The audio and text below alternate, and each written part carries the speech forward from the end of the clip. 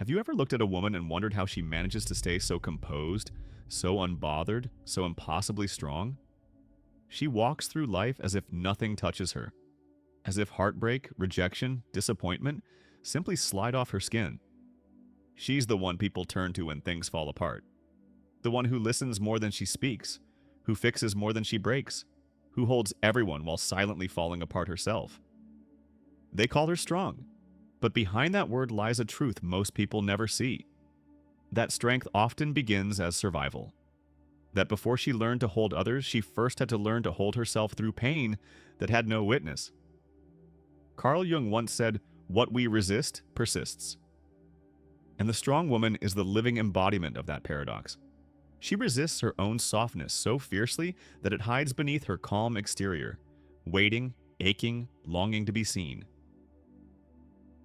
People assume she was born confident, unshakable, immune to weakness. But strength like hers is not inherited. It is constructed. Brick by brick, heartbreak by heartbreak, she built herself a fortress of control. Not because she wanted to, but because no one else was ever there to keep her safe. It starts early for many of them. Maybe it began in childhood when she realized tears didn't bring comfort, only criticism. When she learned that being too sensitive made people uncomfortable.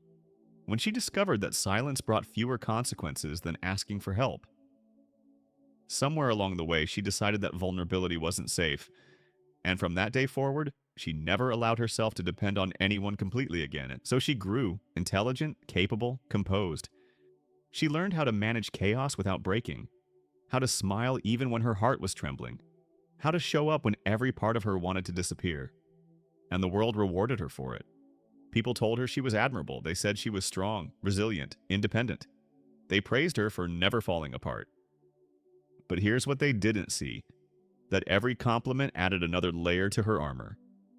That the more people called her strong, the harder it became to admit when she was tired. That every time she heard, "You're so put together," she smiled while quietly thinking, "If only you knew." Carl Jung called this false identity the persona, the mask we wear to function in the world. And the strong woman's mask is flawless. It hides everything: fear, exhaustion, longing, loneliness. Behind her composure lies an ocean of uncried tears. Behind her steadiness, a pulse of quiet anxiety. Her mask doesn't just protect her from the world, it protects the world from her pain. Because deep down, she believes that if she ever truly let it out, it would be too much. For everyone, even for herself. So she learns to manage pain the way others manage schedules. Quietly, efficiently, without complaint. She becomes the emotional caretaker in every relationship. The one who understands, forgives, adjusts. The one who always finds the right words when others break down, but forgets she deserves to be comforted too. People tell her she's strong enough to handle it, and she almost believes them. Because if she stops being strong, who will she be? Her strength became her identity, her defense, her only language for love. But love built on strength alone eventually collapses, because it demands performance, not presence. There comes a point when even she begins to feel the cracks, a quiet fatigue that no amount of sleep fixes, a subtle distance between her and the world, a loneliness that feels heavier in crowds than in solitude. She starts to wonder when she last felt safe enough to completely fall apart. She can't remember, and it's here, in this quiet exhaustion, that her real journey begins. The mask that once protected her now suffocates her. The armor that once made her feel powerful now keeps her from feeling at all. The same people who praised her strength no longer see her struggle, and because they've learned to depend on her being unshakable. And she feels trapped. Trapped between who she truly is and who the world expects her to be.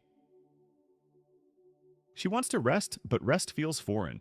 She wants to cry, but tears feel unsafe. She wants to be held, but she doesn't know how to ask. Carl Jung once said that what we call fate is often just the patterns we refuse to confront. And for many strong women, that pattern is this: giving endlessly while quietly, hoping someone will finally notice they're tired. But no one does, because strength, when perfected, becomes invisible. She doesn't talk about it, because how can she? The world romanticizes resilience but doesn't know how to hold what's behind it. So she keeps smiling, keeps performing, keeps saying, "I'm okay." But inside, she's starting to feel something unfamiliar: resentment. Resentment for being everyone's rock. Resentment for being admired for endurance instead of being loved for truth. Resentment for never being asked, "Who's strong for you?" This resentment isn't anger, it's grief. Grief for all the moments she comforted others while no one comforted her. Grief for all the times she pretended to be fine just to make others comfortable. Grief for all the love she gave while neglecting the one person who needed it most: herself. She's starting to see the truth now.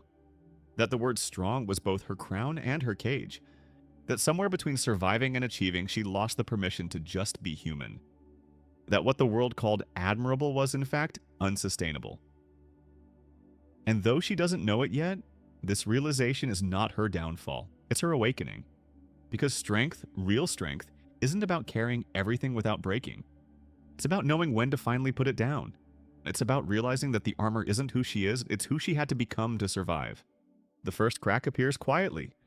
A single tear, a moment of stillness, a deep breath that feels like surrender. And in that moment, she begins to sense something she hasn't felt in years: relief. The kind of relief that comes not from fixing anything, but from no longer pretending. And that's where the second half of her story begins. The descent, the confrontation, the return to herself. Where strength meets softness and the mask begins to fall. It doesn't happen all at once. There is no thunderclap, no grand collapse that marks the end of her pretending. It begins quietly. An evening when she comes home and doesn't turn on the lights. She sits in the dark, surrounded by the stillness she once feared, and for the first time, she doesn't rush to fill it. The silence feels strange, almost foreign. For years, she's drowned it with tasks, noise, responsibilities, laughter that never reached her eyes. But tonight, she just sits there. No music, no phone, no distractions. And in that heavy stillness, the truth starts to surface. She realizes she doesn't know what peace feels like. She spent her whole life chasing stability, yet has never actually felt safe. Every victory she's ever achieved was followed by exhaustion, not joy. Every compliment felt like pressure to maintain the image. Every relationship felt like a silent test. Will they still love me if I stop being the strong one? For the first time, she answers honestly, no, they won't. Because most people loved her for what she did, not who she was. They loved her composure, her steadiness, her capacity to endure. But they never loved her chaos, her fear, her mess. They never stayed for her truth. Carl Jung once said, "One does not become enlightened by imagining figures of light, but by making the darkness conscious." And that's exactly what begins now. She starts to face the darkness she's avoided all her life. Not external darkness, but the one that lives inside her. The fear of being forgotten, the shame of needing help, the pain of always being the strong one because she didn't trust anyone else to be. At first it terrifies her. She feels exposed, uncertain, raw. Her instincts tell her to fix it, to get busy, to do something, anything, to escape this discomfort. But something deeper stops her. For the first time, she senses that maybe what she needs isn't to do more, but to stop. To finally stop. So she does something radical and she lets herself cry. Not the quiet, polite tears she used to wipe away before anyone noticed, but real body-shaking tears that come from the center of her being. It's not beautiful, it's not graceful, it's real. And in that release, something shifts. She realizes her tears aren't weakness, they're release, they're truth flowing out after years of being dammed up behind "I'm fine." Every tear carries a memory of nights she comforted everyone else but herself, of moments when she was strong for people who didn't even notice. And as she cries, she feels something breaking open. Not her strength, but the illusion that strength meant silence. When the storm finally passes, she feels emptier but lighter. And in that quiet space, an unfamiliar voice emerges. One that isn't commanding or harsh, but gentle. It says, "You don't have to be everything for everyone." It's her own voice, one she's ignored for years. This is what Jung called the inner dialogue, the conversation between the conscious and the unconscious, the ego and the soul. It's where real healing begins, because she's not trying to be someone new.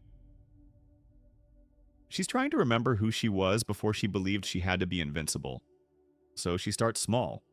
She lets herself rest without earning it. She says no without apologizing. She allows herself to receive without guilt. Each act feels uncomfortable, even rebellious. But that's how all healing begins. The old identity fights back, whispering, "You're being lazy, you're becoming selfish, you're changing too much." But she no longer believes that voice, and because she's beginning to see the truth. Self-neglect isn't noble. Self-abandonment isn't love. And exhaustion isn't strength. She starts noticing how deeply society has romanticized her pain. How phrases like strong woman are used to glorify endurance, not healing. How the world praises her for surviving, but never teaches her how to live. How people admire her independence, but secretly expect her to never need them. And for the first time, she refuses to play that role. She no longer wants to be the savior, the therapist, the endlessly understanding listener. She wants to be seen, truly seen, not for what she can handle, but for who she is when she doesn't handle anything at all. Jung once wrote that the privilege of a lifetime is to become who you truly are. And becoming who she truly is means shedding layers she once thought were her skin. The version of her who could endure everything was never her full self. It was her shield. But behind that shield, there was always something softer, wiser, and infinitely more real. As she steps into this new awareness, the world around her begins to react. Some people pull away. They don't understand why she's quieter now, less available, more selective with her energy. They think she's changed, but she hasn't changed. She's simply stopped performing. And that makes people uncomfortable. They were used to her being predictable, the one who never complained, who always showed up, who absorbed chaos without returning any. Now she's different. She answers slowly. She says no with finality. She doesn't rush to fix problems that aren't hers. And in the space that opens up, she begins to breathe again. Her solitude, once heavy, now feels sacred. Because in solitude, she's not lonely anymore. She's honest. For the first time, she's building a life that doesn't depend on being useful to others. A life where her worth isn't measured by her endurance. A life where peace is the goal, not perfection. Still, some days are hard. Healing doesn't move in a straight line, it spirals. There are mornings when she feels strong and clear, and nights when the old loneliness returns. But now, instead of fighting it, she welcomes it. She lets her emotions sit beside her like old friends. Fear, sadness, doubt, they no longer scare her because she's finally learned to listen instead of run. And something magical begins to happen. Her softness, the part of her she buried, starts to return. But it's not the naive softness of before. It's mature, grounded, compassionate. It's the softness of someone who has known darkness and chosen light anyway. Her strength now has texture. It's not made of armor anymore. It's made of truth. She stopped pretending that she's okay all the time. When people ask how she's doing, sometimes she says, "I'm tired," or "I'm figuring things out." And instead of shame, she feels peace. Because honesty, even when uncomfortable, feels lighter than pretending ever did. Carl Jung spoke of individuation, the process of becoming whole by integrating the parts of ourselves we've rejected. That's exactly what she's doing now. She's not choosing between strength and vulnerability. She's learning to hold both. She's discovering that she can cry and still be powerful, that she can rest and still be worthy, that she can need love and still be independent. The more she embraces her duality, the freer she becomes. And this freedom changes everything. The way she loves, the way she works, the way she looks at herself in the mirror. Her relationships start to shift. She no longer tolerates one-sided connections. She's drawn to people who see beyond her strength, who ask how she really is, not just what she's achieved. She begins to attract those who meet her soul, not her mask. And maybe for the first time in her life, she realizes she's not hard to love. She was just surrounded by people who couldn't love deeply. Her standards were never too high. She just stopped accepting crumbs. Her silence was never emptiness. It was wisdom gathering its strength. As she integrates these truths, she no longer walks through life armored. Her presence itself becomes her protection. There's a grounded calm about her now, and the kind that doesn't need to prove, doesn't need to defend, doesn't need to be understood.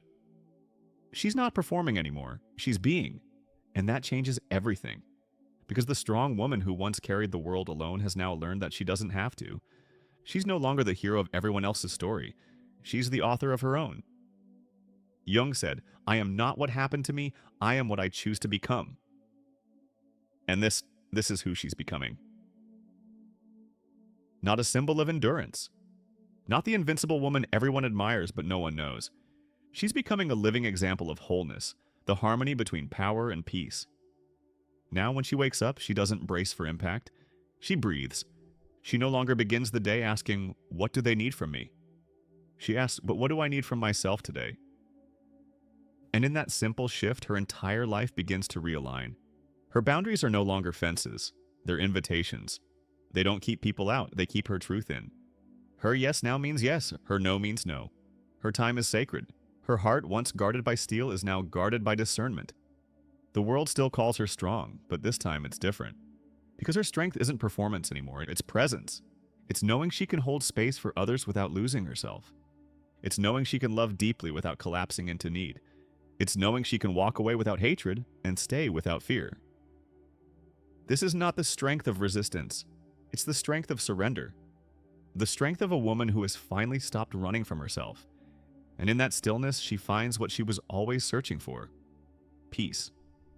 Not the peace that comes from having control, but the peace that comes from no longer needing it. The peace that comes from trusting that even if everything falls apart, she'll still be okay.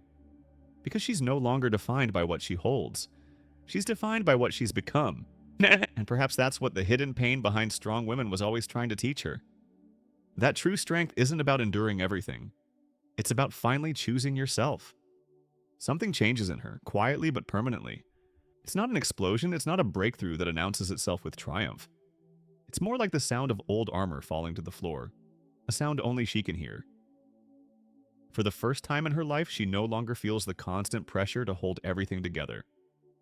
She doesn't wake up rehearsing who she has to be today. She doesn't walk through her day carrying invisible weights for others. There's still responsibility, still work, still reality, but there's also space between all of it now. Space where she can finally breathe. This is what Jung meant when he said, "The privilege of a lifetime is to become who you truly are." Because she's no longer defined by her performance. She's not the strong woman the world created. She's the whole woman she was always meant to be. The one who can be both brave and afraid, calm and chaotic, giving and guarded, light and shadow. And in that realization, she feels something new. Peace without permission. She doesn't need to earn it through exhaustion anymore. It's simply there. The natural result of no longer betraying herself. Her mornings are different now. She wakes slowly with presence, not urgency. She drinks her coffee without multitasking, watches the light shift on her walls, listens to her breath. The same world still exists outside, busy, demanding, chaotic. But she's no longer at war with it, because she's no longer at war within herself. She used to believe strength meant control. Control over outcomes, emotions, people, life. But now she knows that control was just fear wearing discipline's mask. True strength is surrender.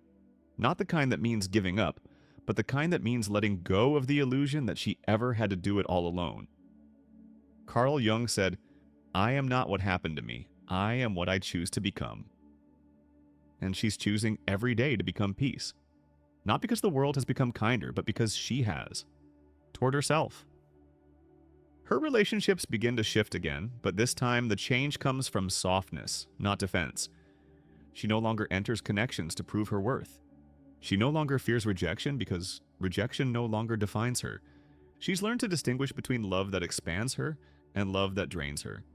She can sense authenticity like weather now. When someone approaches her with truth, her heart opens. When someone comes with hidden motives, her silence becomes her shield. She's learned that silence isn't a void, it's language. The language of peace, the language of boundaries, the language of presence.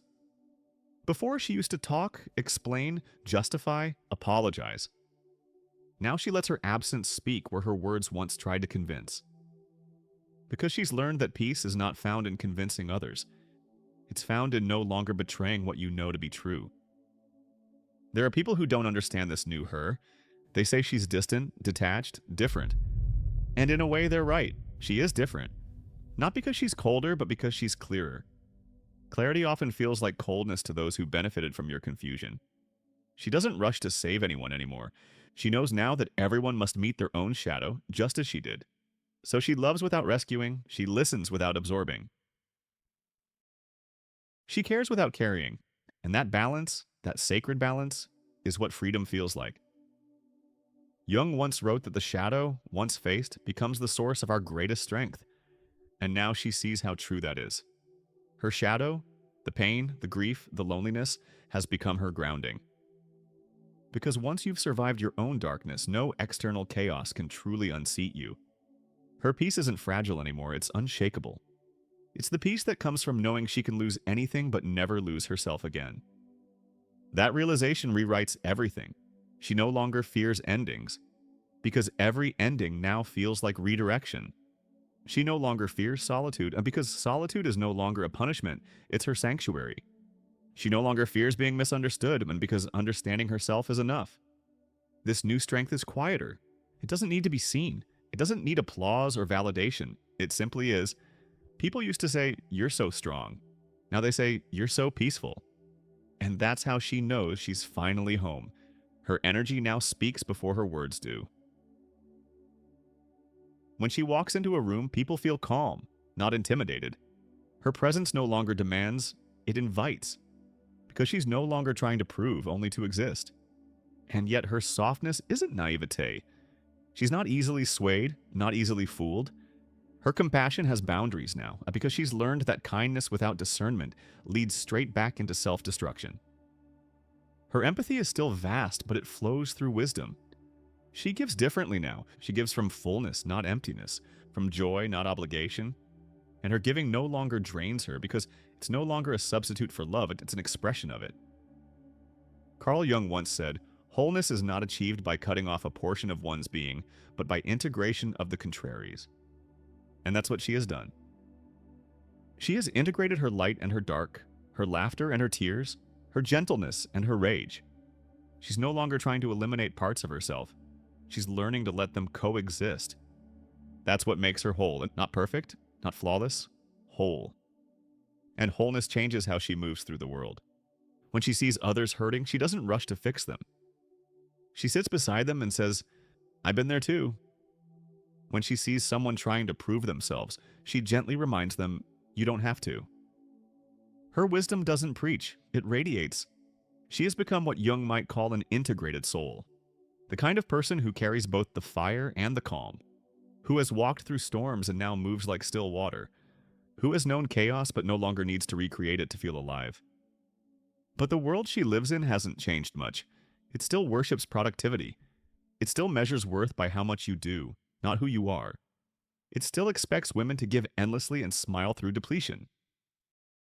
She sees all of that clearly now, but she no longer fights it. Because you don't change the world by hating it. You change it by embodying what it's forgotten. And that's what she's become. A quiet revolution. Not through anger, but through peace. Not through control, but through presence.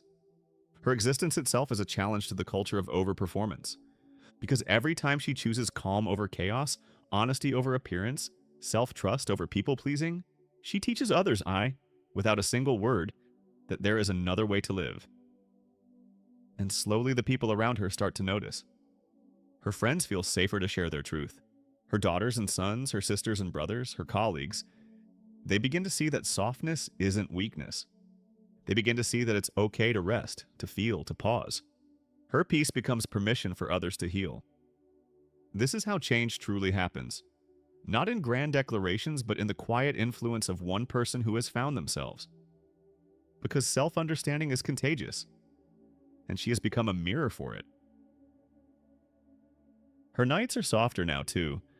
She no longer fills them with distraction. She reads, she reflects, she lets silence hold her. Sometimes she cries, not from pain, but from gratitude. Because now she knows that even her tears are sacred. They're not signs of breaking, they're signs of being alive. There are still moments of fear, of doubt, of loneliness, but they don't scare her anymore. She meets them with tenderness. She says, "I know you. You've been with me for years, but you don't control me anymore." And slowly those emotions stop feeling like enemies. They become companions, reminders that she's still human, still feeling, still evolving. Her life is simpler now. Not easier, but simpler.